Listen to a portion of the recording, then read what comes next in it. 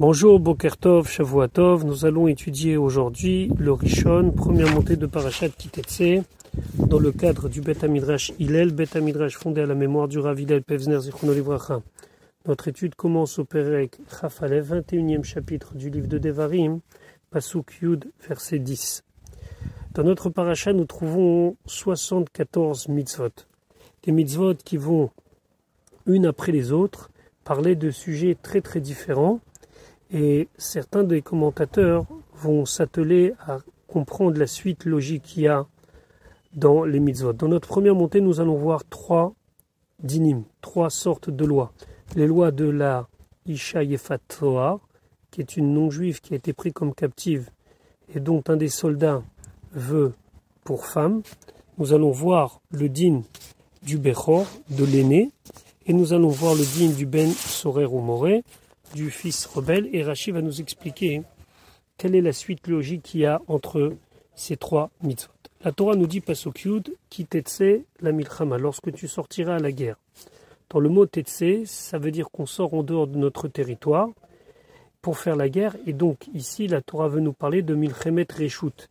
Milchemet reshut, c'est une guerre facultative, une guerre qui est une guerre de confort entre guillemets pour agrandir le territoire d'Eretz Israël ou bien pour décourager des ennemis de venir lutter contre nous, mais en aucun cas on nous parle de la guerre qui est dans la terre d'Eretz Israël pour renvoyer les 7 peuples. Cette guerre est appelée Milchemet Mitzvah.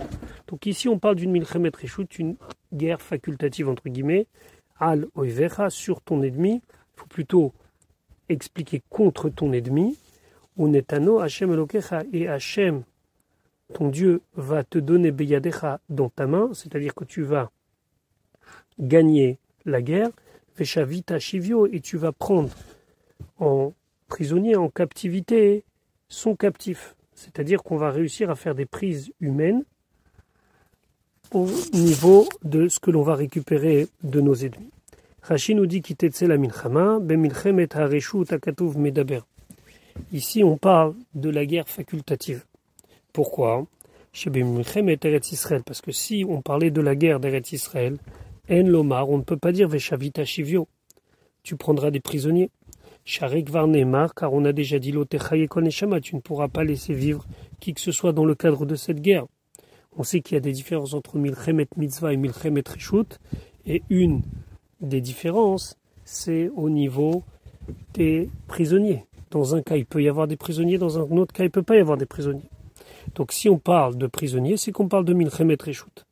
Veshavita Shivio, quand on dit Shivio ici, il y a son prisonnier, ou pour être plus exact, ses prisonniers.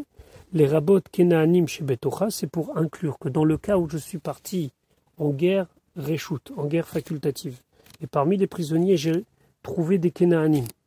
Afalpish M Mizainumot, même s'ils font partie des 7 peuples qui normalement auraient dû périr dans les guerres de conquête obligatoires, ici, puisqu'ils se sont exilés d'eux-mêmes, que je les ai retrouvés dans une autre contrée, ils ont le même din, la même loi que si c'était des habitants d'une contrée lointaine. Et d'ailleurs, les commentateurs nous disent, c'est même si ces Kenaanim-là ne se sont pas du tout assimilés à ces peuples-là, ils sont restés des Kenaanim, mais de la diaspora, entre guillemets, on fera exactement le même din que les autres habitants du pays, c'est-à-dire qu'on les laissera vivre et on en fera des prisonniers. Maintenant, la Torah va s'adresser à un cas très particulier. Elle va s'adresser à celui qui va, parmi les prisonnières, repérer une Eshet Yefat Toar, une belle femme, et qui va la désirer. La Torah nous dit, Pasuk Yudalev Veraïta Bashivia, tu verras parmi les prisonniers Eshet Yefat Toar, une femme belle d'aspect. Alors, lorsqu'on dit Yefat Toar, ça ne veut pas dire obligatoirement belle d'aspect dans le sens physique du terme. Belle d'aspect, c'est-à-dire qu'elle l'a attirée. On dit que Yefat, c'est les mêmes lettres que Petit. Petit qui signifie quelqu'un de bête. À cause de cette femme-là, il va se comporter comme quelqu'un de bête, comme quelqu'un qui n'a pas de discernement. Pourquoi? Vechashak Taba. Il va la désirer. Nos sages nous disent Liba ve'ena sarsure ave'aninu. Le cœur et les yeux ce sont eux qui font l'intermédiaire avec la Vera. Ils voient cette femme, Veraïta Bashivia, et Vechashak Taba. Ils la désirent. À ce moment-là, avec la Karta Lechaleisha, la Torah ne nous donne pas une mitzvah, mais nous dit qu'on a la possibilité de la prendre comme femme. Rachid expliquait, la Karta Lechaleisha, l'Odibra Torah et la Keneged Yetzerara. La Torah n'a parlé ici que pour s'opposer au Yetzerara. Ici, la Torah n'en fait pas une mitzvah, c'est pas un conseil de la Torah. C'est la Torah, hein, elle est obligée de descendre au même niveau que la personne. Pourquoi? Chez In En Akadosh Baruch Hu Matira, car si Akadosh Baruch Hu ne va pas lui la permettre, Issa Ena Beisur, il va se marier avec elle de manière interdite. Aval Im Nasa, mais la Torah nous dit que si il se marie avec elle et qu'il décide de vivre avec elle, Sofo Liotsona, au final, il va la détester chez Neymar, comme c'est marqué à Harav juste après au Pasuk Tedvav, qui tiyena leish un homme aura deux femmes, achat aouva, achat senoa, une qui va aimer, une qui va détester. C'est comme pour nous dire voilà la suite, voilà ce qui va se passer en vérité. Vesofo leolid mimena ben sorer omoré, au final, il aura d'elle un fils rebelle. C'est la raison pour laquelle nous dit Rachid, les kar nismechu parashiot alalou. C'est pour ça que ces trois paragraphes se suivent. La jatiefatoire, l'histoire du premier-né de la femme qui n'est pas aimée, et le Ben Sorer Oboré, c'est un message entre les lignes pour nous dire voilà ce qui va se passer. Eshet, Afilou Esheti, c'est pour nous dire que même si elle-même était une femme mariée, il avait le droit de la prendre comme épouse. Attention, on parle d'une deuxième épouse, on ne parle pas d'une épouse principale, et il y a des conditions pour valider cette union entre guillemets. En vérité, ici la Torah ne veut pas, mais finalement, elle sait que si je ne lui permets pas, il va le faire, donc elle va mettre la Torah un processus où, normalement, au bout d'un mois, il devra y avoir une acceptation de cette femme selon la halakha, puisque au bout d'un procédé d'un mois, elle devra se convertir et c'est seulement après cela qu'il pourra se marier avec elle. Mais en attendant, Pasuk Yudbet, va aveta, et tu l'amèneras el torbetecha dans ta maison, vegilcha et rocha, elle va se couper les cheveux pour enlever de sa beauté, ve'asta et tzipornea, et elle fera ses ongles. Alors elle fera ses ongles, d'après Rachid, c'est qu'elle va laisser ses ongles pousser en signe de délaissement. D'après d'autres, c'est au contraire, elle va se couper les ongles. Mais d'après Rachid, on voit tout de suite ce qu'il dit dans Rachid Yudbet, ve'asta et tzipornea, tegadelan, elle va les laisser pousser, kede shetit navel. Comme ça, elle est délaissée. Pasuk Yud Gimel. Ve'sira et simlat chivia, elle va enlever son habit de captivité. Les habits de captivité étaient des beaux habits. Pourquoi? Parce que lorsque les femmes des nations allaient à la guerre, elles allaient à la guerre très bien parées pour faire tomber spirituellement les Bnei Israël. Il y avait deux fronts. Il y avait le front physique et il y avait le front spirituel. On a déjà vu ça avec les filles de Moab qui étaient sorties pour encourager les Bnei Israël à se pourvoyer avec elles. Donc ici, Ve'isirat Simlat Shivia, c'est enlever les habits de captivité, qui étaient des beaux habits qui rajoutaient dans le désir qu'il avait pour elle, mais aléa de elle. Ça veut dire quoi? On lui enlevait pour lui mettre d'autres habits, des habits qui sont beaucoup plus simples. Ve'yashva bevetecha, et elle restera assise dans ta maison. C'est-à-dire que si une personne a plusieurs maisons, il devait la faire s'installer dans sa maison principale, où Varta et Avia et Ima Yerach Yamim, et elle va pleurer son père et sa mère pendant 30 jours. Pourquoi pleurer?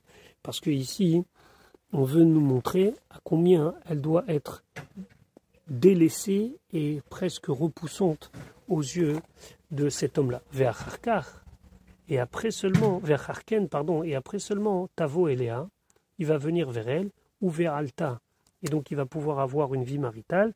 Ve'aita lecha leisha, elle sera pour toi une femme. Rachid expliquait d'abord Ve'sira et simlat shivia. Ce din aussi, c'est afin qu'elle soit délaissée.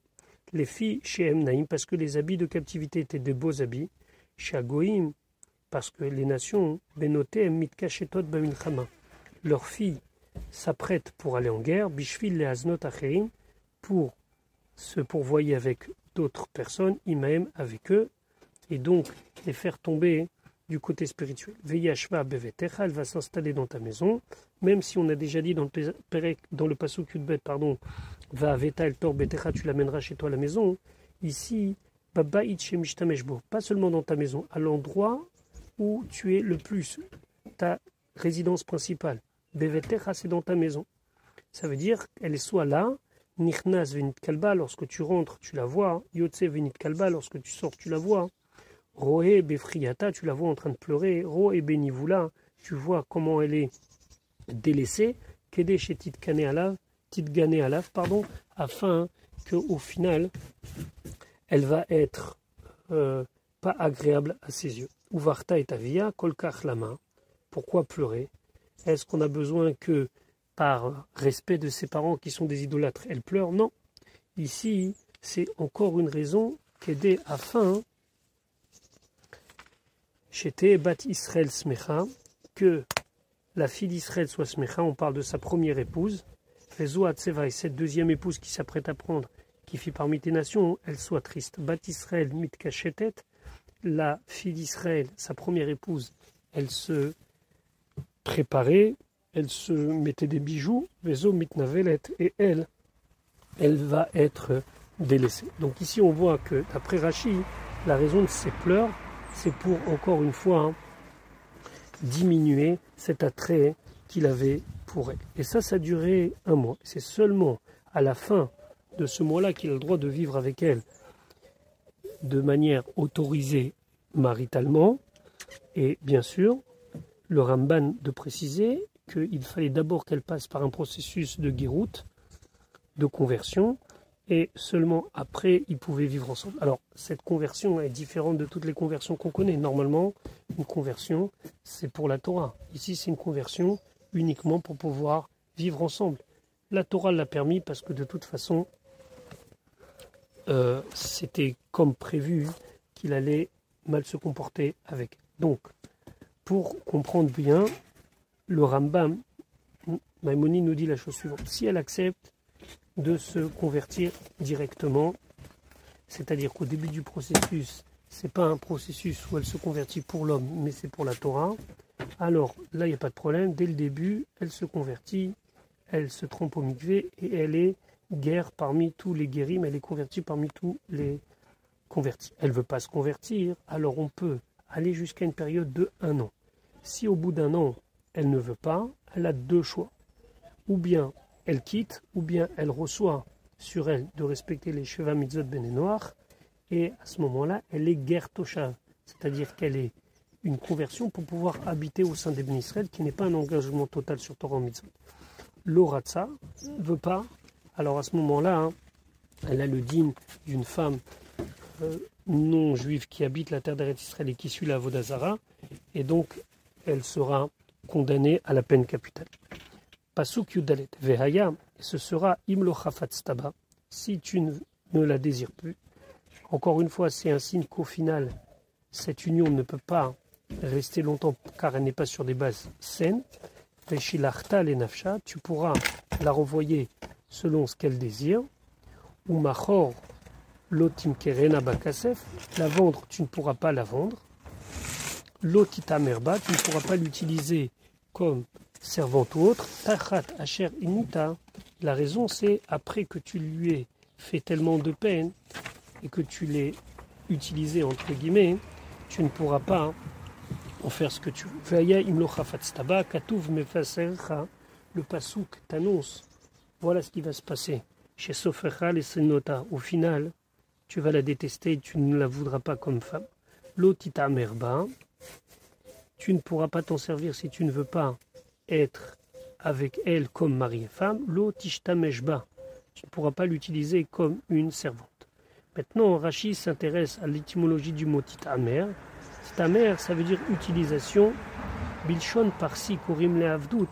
En perse, on appelle le fait d'être esclave, fait shimouche et d'être utilisé, imra'a.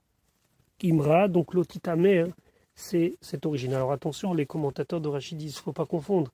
C'est pas le Lashon HaKodesh qui a pris du perse, c'est le perse qui a pris du Lashon HaKodesh. Mais comme c'est pas quelque chose qu'on a l'habitude de voir, Rashi est obligé de s'arrêter sur l'étymologie du mot. Miyisodo, ça c'est quelque chose qu'il a pris dans les bases dans le livre chez le Rabbi Moshe Darshan Lamatiken. Rashi nous dit j'ai appris de Rabbi Moshe Darshan. Rabbi Moshe Darshan a vécu au XIe siècle dans le sud de la France et étudié la Torah avec l'étymologie des mots.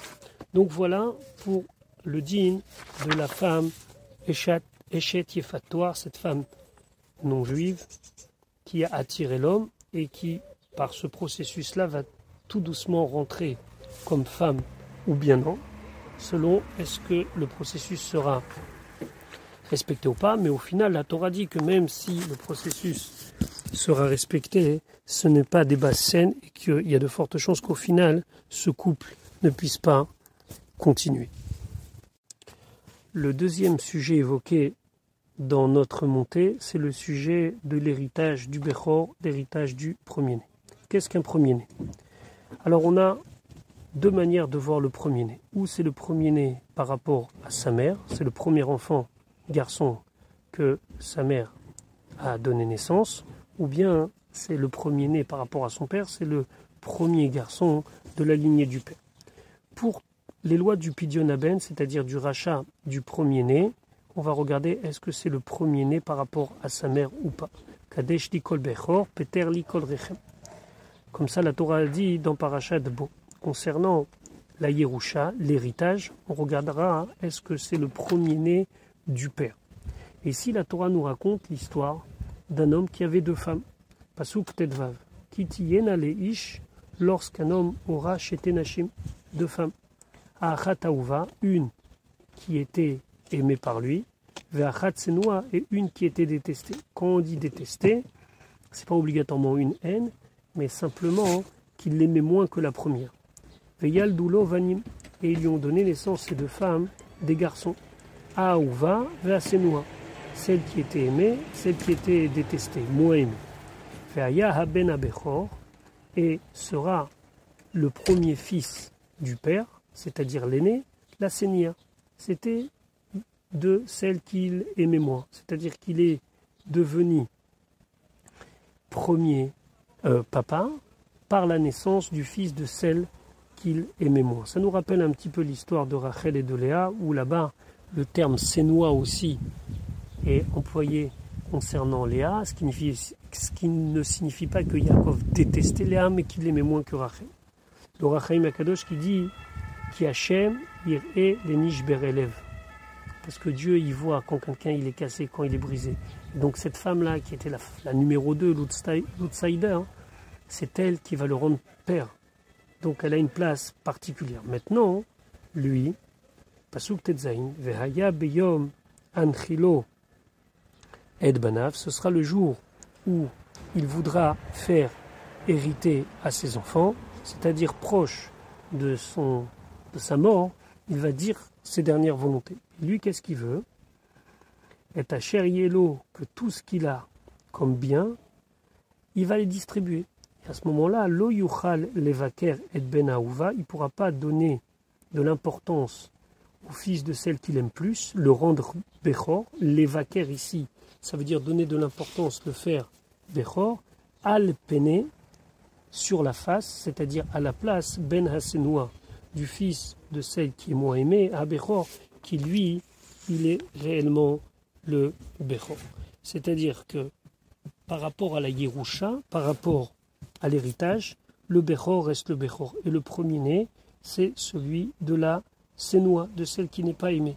Lui, il ne pourra pas faire de différence. Attention, on parle ici, si on utilise la Yerusha, si on utilise les lois de l'héritage. En cadeau, il peut faire ce qu'il a envie.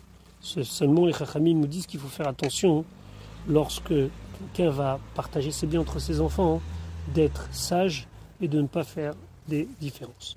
Pasuk Yudzain, qui est Habechor, car le premier-né, Ben Hasenoua Yakir, le fils de celle qu'il aime moins, il va reconnaître, ça veut dire qu'il va être différencié par rapport aux autres, la tête, l'eau, Pishenaim, de lui donner le double. Bechol Asher Yimatzelo, de tout ce qui se trouve à lui, c'est-à-dire qu'est-ce qu'il a comme bien actuel, qui ou Reshit Ono, car c'est le prémisse de sa force, c'est son premier enfant, Lo Mishpat Abechora, à lui revient la loi de l'aîné. Pishenaim Keneget Shene Achim. Il va prendre la part de deux frères. Alors, comment ça se passe? On va imaginer que quelqu'un ait laissé 5 garçons. On va partager tous les biens en 6. Et le Bechor va prendre 2 parts. Et chacun va prendre une part. Il n'est pas question de partager en 5 et lui prenne 2 parts. Et le reste des enfants se partagent 3 parts. Non. Chaque enfant va recevoir une part. Et lui va recevoir une part de plus. Donc pour cela, on va diviser les biens en 6. Pour que chaque enfant ait une part, puisqu'ils sont 5, et lui, il a une part supplémentaire en tant que Bechor. Et attention, Rashi nous dit, Bechor Asha Yimatzelo, Mikan, de là, on apprend chez En Bechor Notel Pishenaim, que le fils aîné ne peut pas prendre double part, Beraoui Lavo, sur des biens qui sont censés arriver, la Char Mitataav, après la mort du père, Kebem Mourza, comme ceux qui sont maintenant dans la possession du père. C'est-à-dire que si le père, par exemple, potentiellement, il va hériter lui-même de son père, certains biens, c'est sur ces biens-là, il n'y aura pas un partage selon le principe que lui prend 2 parts. Il ne prend 2 parts que sur ce qui existe actuellement. Voilà la loi concernant le Bechor, le premier-né, et sa relation par rapport à l'héritage. Maintenant, la Torah va nous parler d'un cas, le cas du Ben Sorer ou Moré. Ben Sorer ou Moré, c'est un enfant qui va être jugé selon ce qui risque d'arriver s'il continue comme ça. La Torah nous dit, Pasuk Yutret, qui est les Ish Ben, si un homme aura un fils. Donc, ce din-là ne peut pas concerner une fille, seulement un garçon, Sorer, qui s'écarte du chemin, ou Moré, et qui se rebelle. Enen ou Shomea Bekol Aviv Ufkol Imo, il n'écoute pas la voix de son père et la voix de sa mère. Veisrou Oto. Alors Veisrou Oto, si on veut traduire de manière textuelle, ça veut dire ils vont lui faire du mal. Mais en vérité, c'est pas Veisrou Oto ici. Il faut comprendre, ils vont le prévenir. Le prévenir, on va voir de différentes manières, et malgré tout, Felo Ishma Aleem, il ne va pas les écouter. Alors comment ça se passe un Ben Sorer ou Moré? Tout d'abord, les parents, en voyant le comportement déviant de leur fils, on verra ce que ça veut dire déviant, ils vont avoir le droit de prendre 2 témoins pour le prévenir devant 2 témoins qu'il ne doit pas agir de cette manière-là. Puis, si le fils n'écoute pas son père et sa mère, et d'ailleurs il faut que ça soit autant le père que la mère, on l'amène au Beddin devant 3 dayanim, devant 3 juges, qui lui disent encore une fois, tu ne dois pas te comporter de telle manière, et les parents font une déclaration, Bene Nouzé Sorer ou Moré, notre fils est quelqu'un qui s'écarte et qui se rebelle. S'il n'a toujours pas changé, il suffit d'amener 2 témoins qu'il a volé une partie de l'argent de son père, qu'il a acheté de la viande, qu'il a acheté du vin et qui fréquente des mauvaises personnes. Là, c'est le premier avertissement qui est pris en compte. À ce moment-là, on lui fait malcoute, c'est-à-dire qu'il reçoit des coups, et c'est ça, Veisrou Oto. Veisrou Oto, ça veut dire qu'ils vont le faire souffrir dans le sens qu'ils l'auront amené au Beddin pour qu'il reçoive des coups. Et malgré tout, Velo Ishma Alem, il continue à ne pas les écouter. À ce moment-là, si il y a des preuves, 2 témoins, comme quoi il continue à voler, continue à manger, on va voir de manière sauvage, et qui continue à être avec des mauvaises fréquentations, là, le Beddin de 3 ne suffit plus, il faut un Beddin de 23 parce qu'il est potentiellement condamnable à mort. Et là, si on amène 2 témoins qu'il a continué dans son comportement, c'est le dernier témoignage, le dernier avertissement, et là, il sera condamné à mort. Pourquoi il est condamné à mort? On va voir tout de suite dans Rashi. Sorer, Rashi nous explique, Sorer, ça veut dire Sar Minader. Il s'est écarté du bon chemin, du chemin droit. Ou Moré, mais Saref, Bédivré Aviv, il se révolte, il refuse d'écouter les paroles de son père.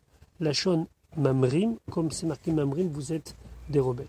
Veisrou Oto, son père et sa mère, c'est très important ici qu'il y ait les 2. Matrin Bo Bifne Shlosha. Donc ils le préviennent devant les 3 dayanim. Fais attention, reviens dans le droit chemin, et ces 3 dayanim constatent qu'il continue à mal se comporter. À ce moment-là où Malkimoto, il reçoit des coups.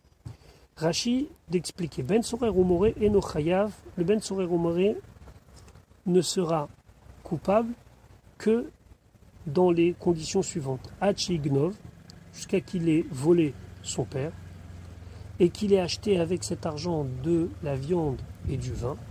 Veyochal tartemar bassar, et il va manger tartemar bassar, une certaine quantité de viande. Veishte chatsi lo yain, et boire une certaine quantité de vin qui est pur, qui n'est pas coupé. Chez Neymar, comme c'est marqué, Zolel ve sauver, que c'est un glouton et quelqu'un qui boit. Chez Neymar, comme c'est marqué, Al tiou besov eya in bezolele basar lamo. Le terme de Zolel ve sauver concerne des gens qui mangent de manière sauvage de la viande et qui boivent du vin aussi de manière exagérée. Ou ben sorer ou moré, et le ben sorer ou moré nera galchem sofo. Il est tué par rapport à ce qui va se passer à la fin. Pourquoi? Il dit à Torah les sauvedato, parce que la Torah, elle a réussi à voir ce qui va se passer au fond de son date, au plus profond de son âme. Sauf chez Mechale Mamon Aviv. Au final, il va complètement manger, entre guillemets, il va finir de voler son père et il n'y aura plus d'argent. Vemevakesh limudo, mais quand même, il voudra continuer sa mesure, ça veut dire ce qu'il a l'habitude de faire. Il est accro maintenant. Venomotse, il ne trouve pas. Donc, Veomed beparashat drachim, il va se mettre à des carrefours où melastem est abriote et il va voler. Enfin, ça va être un brigand. Amra Torah, la Torah dit Shiamud Zakai, qu'il meurt quand il est encore innocent, entre guillemets. Ce qu'il fait, c'est pas très grave. Ve'al Yamud Chayav, mais qu'il ne meurt pas lorsqu'il est Chayav, lorsqu'il va être véritablement tombé dans une délinquance très très importante, puisqu'il finira par être un brigand. Alors, il faut bien comprendre que la période où quelqu'un peut être considéré comme Ben Sorer ou Moré, c'est très court. Ben Sorer ou Moré, c'est 3 mois. 3 mois depuis le moment où il a amené des signes de puberté. Alors, on peut lui donner le digne de Ben Sorer ou Moré. Après, c'est plus possible. Donc, ce qui réduit énormément le cas. La consommation de viande et de vin n'est pas énorme en soi. C'est un petit peu moins qu'1 kilo pour la viande, et c'est à peu près 75 centilitres pour le vin, mais c'est le signe d'une extrême sauvagerie. Il vole pour manger et en compagnie de mauvaise fréquentation.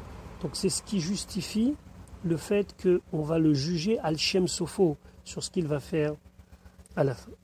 Pasuk yutet, vetav subo aviv veimo, vont l'attraper son père et sa mère. Il faut absolument que les deux veuillent l'amener au Beddin, ce dernier Beddin qui va le condamner à mort, le Beddin de 23. Veotsi auto, ils vont le sortir et zikneiro, au sage de sa ville. Donc c'est le Beddin de sa ville. Ve'el sha'ar mekomo, et à la porte de son endroit, c'est à la porte du Beddin, l'endroit où se réunit le Beddin. On sait très bien que dans chaque ville, il y avait un petit Sanhédrin composé de 23 Dayanim, et eux, ils vont le condamner. Pasuk Rav ve'ameru el zikneiro, et les parents, le père et la mère, diront au Beddin, Benenouzé, ce fils-là, celui que on l'a déjà prévenu, on l'a déjà frappé, et qui continue malgré tout, Sorer ou Moré, il s'écarte et il se rebelle. À ce moment-là, on constate et on déclare, Enenu shomea bekolenu, il n'écoute pas notre voix, il n'écoute pas ce qu'on lui demande. Zolel vesové, il mange de la viande de manière gloutonne, vesové, et il boit de manière sauvage. Donc ça, c'est une déclaration des parents. Il faut bien comprendre qu'ici, on parle de quelqu'un qui est dans une pente très très grave. Et donc la Torah dit, il y a encore temps de sauver ce qui est possible. Et donc la Torah dit, Pasuk Rafalef, même si ça paraît très difficile à imaginer dans notre tête, mais c'est ce que la Torah dit concernant le Ben Sorer ou Moré, Urgamuhu kol anchiro ba'avanim vamet. Et ils vont le lapider, tous les gens de sa vie, avec des pierres, vamet, il va mourir. Ici, ce sont les témoins qui commencent. Et après, c'est les gens de la ville qui sont uniquement là présents pour cette condamnation. Uviarta aram ikirbecha. Et tu vas éradiquer, enlever le mal qui se trouve parmi toi. Vechol Israël et tout Israël, Ishmeru, ils vont entendre qu'il a été lapidé, Veiraou, et ils vont craindre de suivre son exemple. Ce sera ici un moyen de montrer à tous, attention, voilà ce qu'il arrive à une personne qui agit d'une telle manière. Comment Vechol Israël Ishmeru Veiraou? Comment est-ce possible que tout le monde entende et voit? Mikan shetzarich veiraou, pardon, et ils craignent.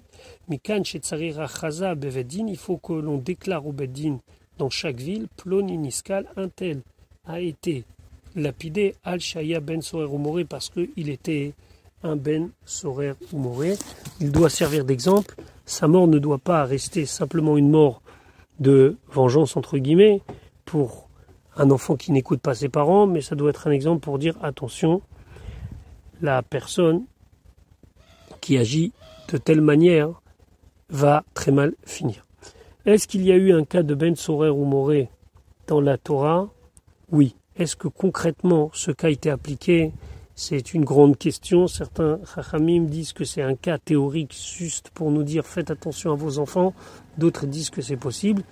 Mais souvent les Mefarshim se butent à l'idée que des parents, père et mère, peuvent amener leur fils devant un beddin pour qu'il soit condamné à mort, al-shem sofo, sur des actes qu'il n'a pas encore fait mais qu'on craint qu'il va faire.